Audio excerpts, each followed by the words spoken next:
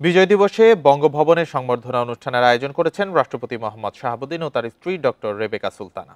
সোমবার বিকেলে বঙ্গভবনের সবুজ লনের অনুষ্ঠানে উপস্থিত ছিলেন উপদেষ্টা পরিষদের সদস্য, প্রধান বিচারপতি সৈয়দ রেফাত আহমেদ, বিভিন্ন দেশের রাষ্ট্রদূত ও হাইকমিশনার সহ কয়েক হাজার অতিথি। এছাড়া সুপ্রিম কোর্টের বিচারপতি, তিন বাহিনী প্রধান, জ্যেষ্ঠ রাজনৈতিক নেতা, শিক্ষাবিদ, ব্যবসায়ী, শিল্পী, বীর মুক্তিযোদ্ধা এবং বীর শ্রেষ্ঠ খেতাব প্রাপ্তদের পরিবার, মুক্তিযুদ্ধে সহায়তাকারী ভারতীয় যোদ্ধা এবং বিশিষ্ট নাগরিকরা অনুষ্ঠানে উপস্থিত ছিলেন। উচ্চপদস্থ বেসামরিক ও সামরিক কর্মকর্তাদের পাশাপাশি সংবাদপত্রের সম্পাদক ও সাংবাদিক নেতারাও এতে যোগ দেন। অনুষ্ঠানে বিশিষ্ট অতিথিদের সঙ্গে ঢাকা সফররত পূর্ব তিমুরের প্রেসিডেন্ট জোসে রামোস হোর্তাকে নিয়ে কেক কাটেন রাষ্ট্রপতি মোহাম্মদ শাহাবুদ্দিন।